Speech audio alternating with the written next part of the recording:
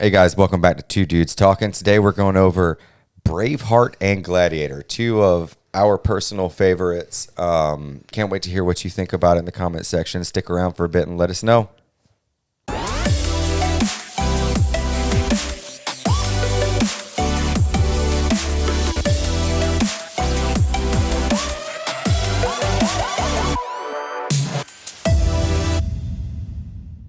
All right, guys, welcome to Two Dudes Talking. Today we are discussing what is going to be a tough one, I think. Yeah. Whew.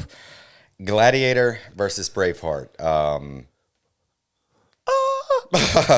Two of my favorites. Yeah, same. I'm kind of dreading this one. I know with some of these it's going to be a little easier, but we'll just have to see where the video takes us on this one. Yeah. So, I mean, first off, do you have a favorite?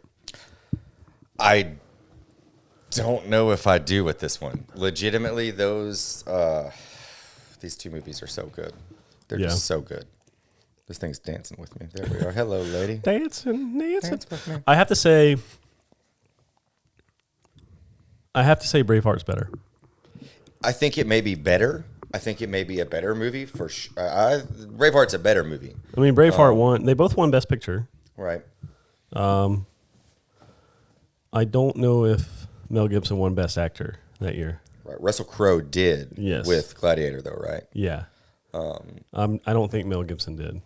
I can't even tell you the other Best Picture movies that year. But they're both historically somewhat based. Like, there's real things about both of them, but they're both pretty inaccurate for their thing. Like, obviously, Marcus Aurelius and Commodus are real people. Right. And then, William Wallace, Robert the Bruce, a couple other people in that movie are real people. But as far as, like, historically accurate, they're not. And to me, a lot of people have problems with that. And I can see why. Mm-hmm. To me, I never based my real history or the education of that on that movie. Right. On either movie. Right. There are movies where that is kind of important. Like, neat thing about Forrest Gump. Yeah. Tom Hanks read the script for like an hour and a half and was like, I want to do this movie, but I'm not doing it if you can't make the depiction of the Vietnam War and everything that our country specifically is going through at those times. If you can't make it as accurate as possible, then I'm not doing it. Right. So I think that is important sometimes, but these are like, that's different ages away from us. I think if you're making a movie about historical accuracy in 1960s America, that's going to be way more important than ancient England versus right. So I can rule that out as a deciding factor on either of these and both of these movies. Like, they have no, I mean, I guess they have a fact. It's important. It is important, but I could see why some people would get upset about that. For some, like if a movie was out like blatantly just lying, like, you know, that would be a thing. Well, I think both, and maybe they do. Maybe both of them do. Whether they do or don't, I tell you one thing that kind of gives me a little bit of who cares about that is, Braveheart did not influence my opinion of Scotland or England. Right. Gladiator did not influence my feelings on the Colosseum and what they were Rome. doing. Yeah. Right. Like, I mean, they took something that I had a background with or about general information and made it interesting. So, I mean, if nothing else, it brought light to that. Yeah. So It's like Once Upon a Time in Hollywood. Still haven't seen it. Wow. So there are things in that movie that it's historically inaccurate. Right. But it was Quentin Tarantino's decision to make them that way. Right. It was like it's like a what if. Right. And like Jim Carrey's new book. Yeah. And like what I think about with movies like that, I think that's very like any director, writer can do that. Right. Like, it's up to them.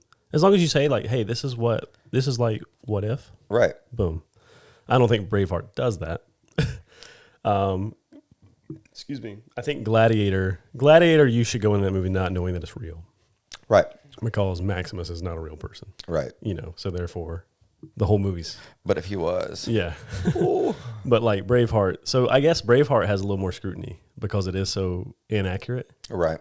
That, But Gladiator. And based on a pretty big figure, like the main character, pretty big figure to history. Yeah. Historical value. But So when did you first see these movies?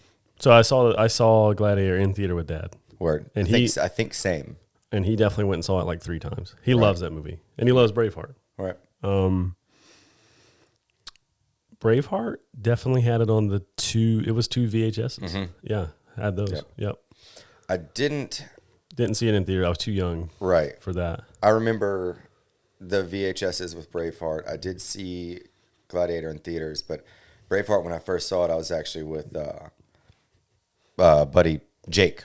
Yeah. We were over at his house, and I mean, I was like 5 or 6, little. As soon as we met, we were always over each other's houses on the weekends, and like that, like it's such a hard movie from this. Both of those films are so similar. Like you have the intro, you've got this peaceful situation being introduced, but it's going to crumble. Like, it's not going to go well. Yeah. When the horse scene, the horses trampling the Maximus's family in Gladiator. Like, I was still very young when I saw that, and I didn't know what that could have felt like, but it really it hit me. When he finds them and they're burning and they've been hung or crucified even. Right. Like, that's hard. Yeah. Like, you don't even have to see that to be like, this is. Right. And then it's completely differently delivered, but the same thing. I think Braveheart may have even done it a little better with, we've talked about this with the intro to Braveheart. Like, it doesn't set in until the dad doesn't come back, or he comes back on the cart. Yeah. It just, that moment right there where you've got this big old dude, and he pats a little kid on the back, and it's like, oh, don't worry, dad's dead. Yeah. Movie starts. That sets up his defiance for not even wanting to be a part of that war. Right. He's like, I'm not having anything to do with that. And then it's like, he knew. And then, like, his wife later on dies, and he has to be. He's thrown into it. Yeah. She dies. Yeah. She dies hard. One of the, actually, like, that's, as far as, like, gruesome stuff, like, that was one of the first things that was, like. That looked kind of real for me. Yeah. Oh, it was like, ooh. Yeah. This is not good. But yeah, both movies. Braveheart's 95, Gladiator's 2000. Right. Both great movies. Both were Paramount Pictures. Oh, word. Yeah, and which was crazy because they had this thing called Sapphire Collection thing or whatever for like a small time with Blu-rays, and actually those 2 movies were in the same thing, and Forrest Gump. Nice. Yeah. Great it was classics. just like, here's 3 great Paramount Pictures movies. Gosh. Yeah. Enjoy them. But yeah, both movies have the same man versus establishment, man versus government. A rebellious, very. And they both get thrown into it. Right. It's a very good, it's the classic kind of hero's journey thing. At first you're against it, then there's the point of no return. Because a loved one died. Right. You're just thrust into it. Yeah. The thing happens. The revenge. The avenging of them. So these are obviously both have scores. Mm-hmm. Hans Zimmer, I think, is Gladiator. Word. And then James Newton Howard is Braveheart. And what a score. Yeah. If I had to go ahead and just compare scores.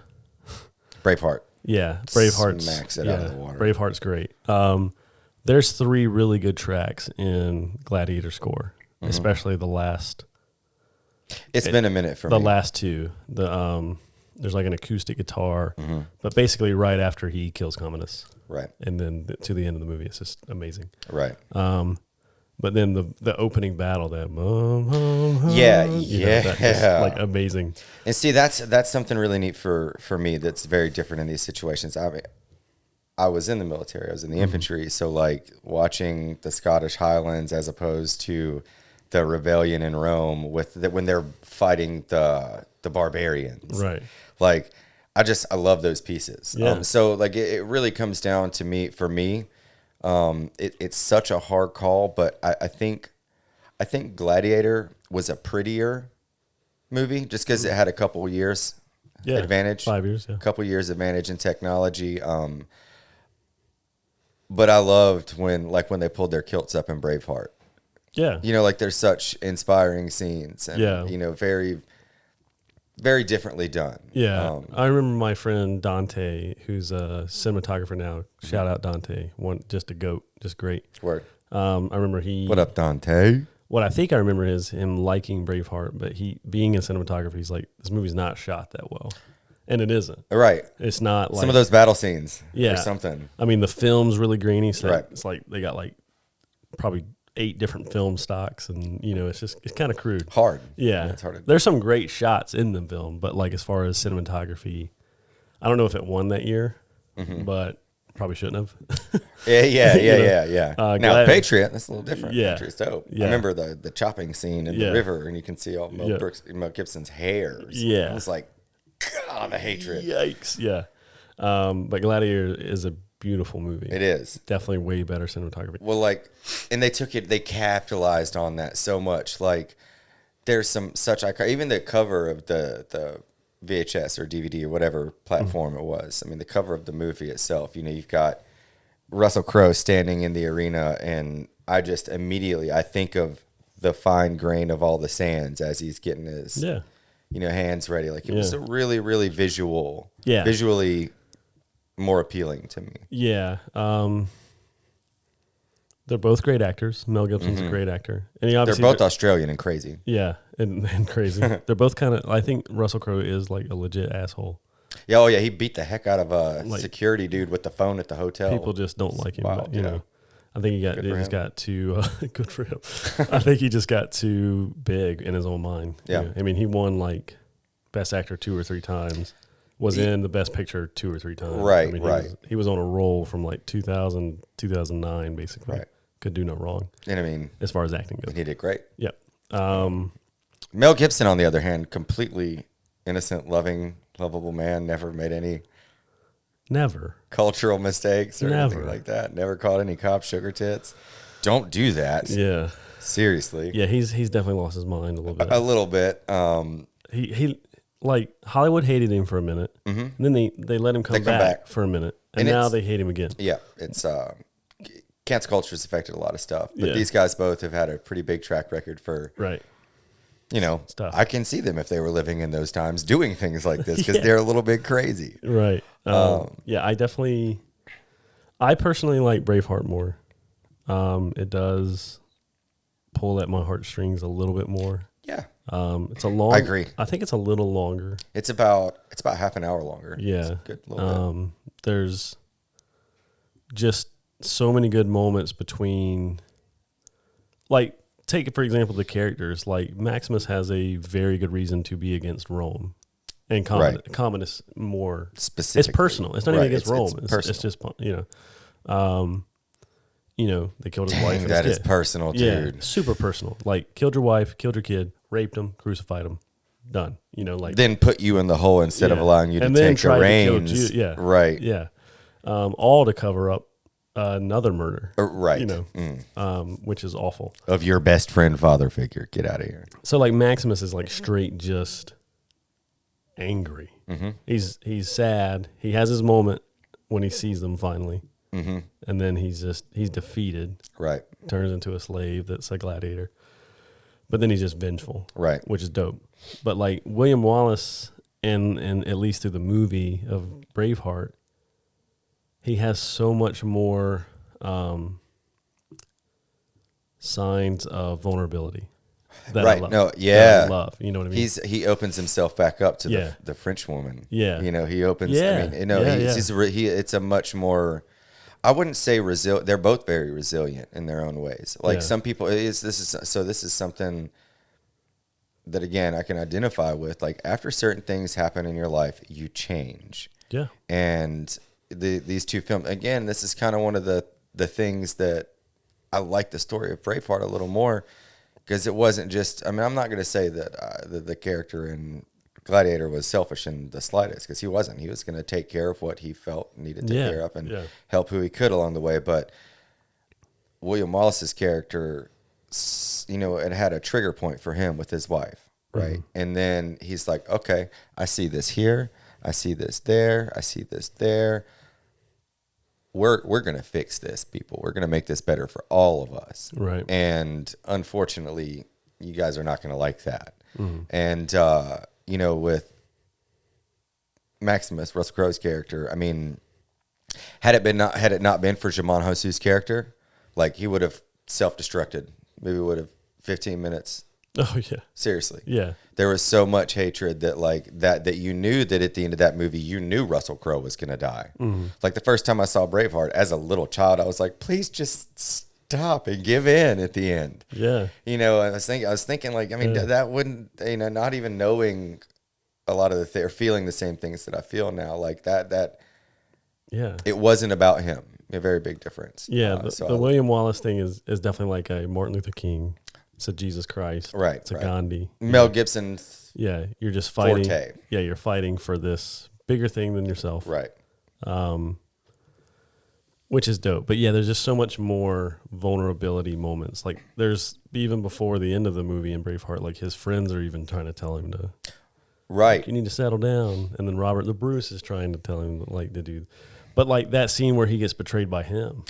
Oh, it's just so heartbreaking. It is. His face is so just like, how could you do this, dude?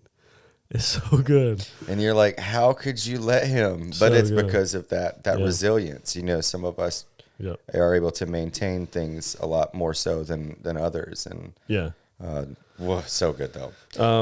Who's your favorite? Who's your favorite side character between those two films? Oh, let's see. So Gladiator, you have Djimon Hounsou. Yeah, I don't know his character name. I don't either. I don't know if he ever says it. Yeah. I'm sure he's credited as it. Right. But I don't think he's ever addressed as it. You know what I mean? Yeah. But it's Marcus Aurelius. Yeah. But I mean, at the same time, like, yeah, like you hate Commodus, but Commodus is so good. Like, Joaquin Phoenix is so good. And plus, like, he has a in that time period, if this was a real story, evil is never justified, but the emotions behind some of this is, like, your dad, who is president of the world at the time, favors this other guy. Right, this outsider. Over you. Right. You're going to be jealous of that. Hands down. Like, there's no way you wouldn't be. And which caused that first murder that the guy caused ended up all everything. Of it. Yeah. So it is a very personal story, like with it's basically House of Cards in ancient Rome. Right. Or whatever you want to call it. So honestly, in Gladiator, it's a tie between the two, Marcus Aurelius and Commodus. I love some of the other gladiators, they're great. Right. I love the guy that he sold to in Rome. Right. Who has the things. Braveheart. The Irishman. Steven is my name. Steven is that's my dude. It's my island. I wondered how crazy that guy was, or if he was really on something the whole time. Like, you could tell with that guy. He's so good, dude. He's a boss. Yeah. Great supporting actors as well. And he's there till the end of time. Right. He's like, he finds this guy, believes in him, done. And he was one of the last faces that he saw as well at the end. Him and the wife. That's really cool about his character is like, I see this quote sometimes is like, some people that you meet 3 months in, or like you've only known for 3 months, can be way better friends than you've known for the last 30 years. Like, they're just down for you. Look at us. And vice versa. Yeah, I mean, it's like, that's a really cool thing about Steven's character where, like, time is an important thing because you get to know the ins and out of people. And, I mean, you're constantly... What's it, Brendan Gleeson's character in the film? Who's that? The redhead. Oh, yeah. Like, there from day one, hit him with should have remembered the rock, Yep. So you have, like... And it's not, like, a competition or anything, but it's just, like, don't discount that. Right. Like, people that you meet anywhere could really... just be your friend out of nowhere. Right. And I guess that's the same for Gladiator. Djimon Hounsou. Yeah. This is great. Hounsou. Yeah. How about you? Steven. For sure. With Braveheart. Sure. I really enjoyed that. I'm not kidding. I loved that scene when William Wallace first comes back from his training and busts old Gleeson in the forehead with the rock. Right. It's like, I should have remembered the rock. And like, yeah, you should have. That was a good...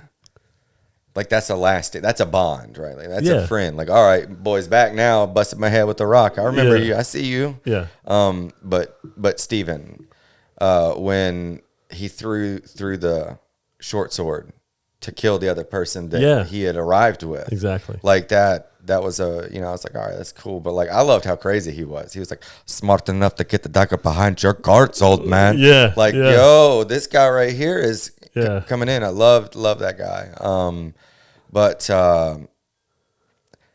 as much, so I wouldn't say it was my favorite side character, but I think for as far as supporting actors go, I think Joaquin Phoenix did a fantastic job. Yeah, dude. I hated his character so bad. Mm-hmm. Like, he was such a spoiled little person, and out of that jealousy, like that's, Yeah. you have to be content with your lot. And when people can't be like that, that really causes a lot of toxicity. And he nailed that. Yeah. I mean, he just nailed. He seemed so unhealthy. That character did.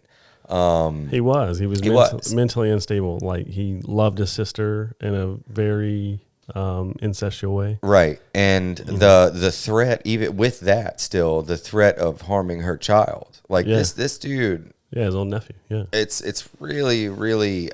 I hated that character. I wanted that character to die. I could not wait for his death. Oh, and when he dies, it's so satisfying. It is. It's a very good one. You're just like, yes. Finally. Yeah. Oh. Yeah. Yeah, exactly. Favorite scene in Gladiator? Favorite scene in Gladiator, the reveal when Maximus pulls the helmet off. Oh yeah, iconic. That was probably. Iconic. I mean, it was meant to be my favorite. If I had to pick something that wasn't, I would say one of the scenes that hit me the hardest from Gladiator, though, would have been when he discovered his family. Oh yeah, like being as close. I mean, we're both Bible Belt. What's up, Southeast? Like, we're very tight with our family, and I know a lot. I mean, a lot of you listening and watching are as well. But like, as an adult father, or as a brother, or as a son, like if I came back home from Afghanistan on January 26th and on the 28th, I found out that something awful had happened to my family like that. Yeah, I would at that point become one of the most infamous names in South Carolina history. I'm telling you right now. Yeah, like that's so upsetting, and it was such a impacting scene. I don't know, maybe Russell Crowe just nailed it, best actor of the year. Right. What about you for Braveheart? Let me get yours for Braveheart, and then I'll tell you both of mine. Okay. So your favorite scene from Braveheart? Favorite scene from Braveheart. I'm gonna do the same thing. I think the most impacting, and then my personal favorite. Sure. I think the most. That should be why it's your favorite. Should be. Oh yeah. Is why it's impactful. Yeah. Right. So I don't know. I would say it's supposed to be the freedom moment, but it really wasn't. Oh, at the very end? At the very end. That's obviously the most. That's the point of the movie. Best part of the soundtrack. It's so good. But when they buried his wife, when the father was shaking, and put his hands on William Wallace's character, like, again, now looking at things differently, if I was a father and that was my just now son-in-law, we would become two of the most infamous people in South Carolina history immediately. Yeah. So I mean, it's just very, very moving. I'm a very emotionally drawn and driven person. So those scenes were very, very human. Yeah. But my favorite scene was when they flashed the army. And they're just disgusted with the peasants. Yeah. And then they just get their tanks handed to them in a doggy bag. Yeah. What about yourself? So for Gladiator is right after he defeats the guy and he doesn't kill him. Yeah. The undefeated, the only other undefeated gladiator. And he doesn't kill him, and he's walking and they surround him. Right. And Commodus is like, why won't you just die? You know what I mean? Mm-hmm. And then Maximus just tells him off, and he tries to walk out. And then he's like, they say your son squealed like a girl when they nailed him to the cross. Right. And that your wife moaned like a whore. dude. When they ravaged her again, and again. And I've actually did a blog about this like a long time ago about that scene and just how I love the breakdown of that scene. Right. That's my favorite scene. Well, give me the skinny. Because then it's just like he just goes and he says like, the time for honoring yourself will soon be at an end. Yep. Which is just a F you. Just a F you, like done, son. Yeah. And then he walks out and they just let him go. Right. Because he just owns him in front of everybody, and that's defies the empire. Right. Or the emperor. Great scene. But there's what's cool about it is the sun's directly on Maximus's face, and it's just lighting him up. He's just sweaty. He's just he's just tired from the battle type thing. But in those shots of Commodus, it's behind him, and it has these really awesome just sunlight rays behind him. Word. And it's just dope. I have to go back and watch it. And it just feels like, dang, it feels so real. Like it feels like this happened in this scene, in this arena, 2,000 years ago or whatever. Right. And it's just amazing. But like that scene is hands down the best. Right. Because it's like after the big reveal with the helmet, this is the next battle, obviously. Right. And it's just like, Commodus knows he has to kill him himself. Right. And Russell Crowe's already won at that point, or, Maximus has already won at that point. Hands down, great scene. But yeah, just the way the cinematography is, all this stuff. Like it cuts to, close-ups of each. It'll cut to like a wide shot, like top row of the Coliseum looking down at it. Like if you were just this bystander. Right. It's amazing. It's just quiet, Right. Awesome. Braveheart, favorite scene.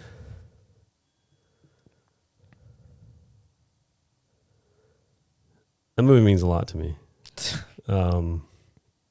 But the first scene, the first 10 minutes, the whole introduction, it's him as a kid. He's talking to his dad. Him and his older brother are about to go fight these English guys, and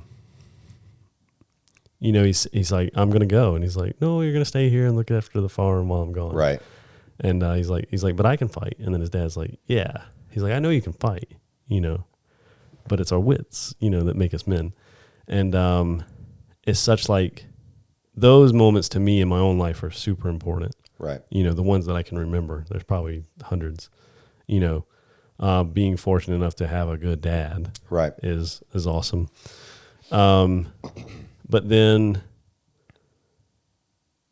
that to be the last interaction they had too is a powerful one. These are powerful movies. But the way they do it is like, he wakes up that day, he's looking for his dad all day, and then they come back in the evening and he just turns his back on it. Yeah, he sees him, he sees the guys walking and he sees the wagon, but he doesn't see his dad. And he just knows it. Right. And that sucks. Like, because he's probably like Layla's age. He's like 6 or 7. Yeah, I think I'd say he's like about 6 or 7. Yeah. Gosh. And for a kid to know that at that age, it's like, what? You know what I mean? So that scene's just, it's a short film. Right. And it sets the tone for the rest of the movie. It just feels very real. So those are great. But both scenes have great action. Both movies have great action scenes. Right. The second battle in the desert in Gladiator, where the second Gladiator battle, where is it just 1 versus like 8 or whatever? Right. So dope. So yeah, that are you not entrained? Like get out of here. Yeah. Yes, I am. But give me more, please. I'm very well entertained. Yes. Yeah. And Braveheart, the best battle is,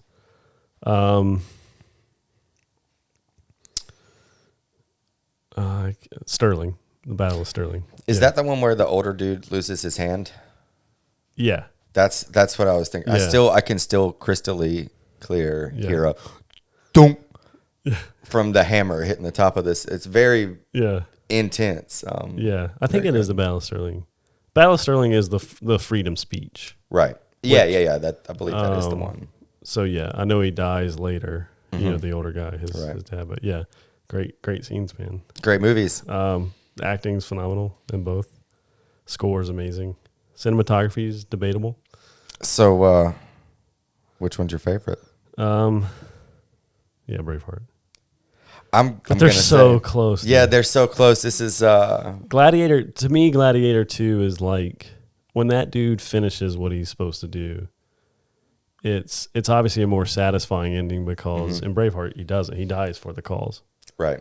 But he doesn't get to kill the king. Or they fought participate anymore. They fight for many more years about it. Right. And but yeah, Gladiator probably has the more satisfying ending because when Commodus dies, dude, you're just like. So yeah, I'm gonna have to go with Gladiator just because I feel within this particular situation, I can watch The Patriot. Or something other. There's so many of those. The Christ-like you talked about. There's a lot of. The Patriot is not as good as Braveheart. No, it's not. But if I've got The Patriot's so Hollywood too. It is, but if I've got Gladiator, my favorite of those two movies, I don't need all that other stuff. The Braveheart. Patriot is so like. It's pretty inaccurate too. It is. It's obviously a different thing going on, but like, it's kind of in the same realm. You got this fictional character in the midst of this historical time, but like the way they depict a lot of stuff like is bad. Very different. Very bad. Very bad. Yeah.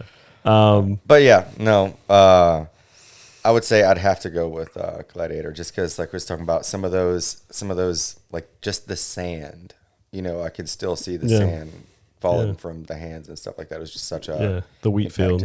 Yeah. Those heaven daydreams are dope. Right. That's another thing I was meant to talk about earlier. Is like when he's laying on the cart and just floating over the ground. Oh yeah, all those time lapses and stuff. Really, really cool. Beautiful films, both of them. Yeah. So yeah, if you guys could definitely comment below which one is your favorite, or you might not like either one of them. You might think they're both garbage and just whatever. But you might like The Patriot. Yeah, you might like The Patriot more, which is it's okay. Okay, it's okay. There's room for you here. But yeah, definitely check both of those out if you haven't, and we'll catch you next time on Two Dudes Talking. Talk to you next time. Hey guys, thanks for checking out this episode of Two Dudes Talking. Please let us know which film you like better and give us some recommendations of what two films that we could debate, discuss, see which one is better. Remember, Josh is always wrong, but that's okay. Will's really cute.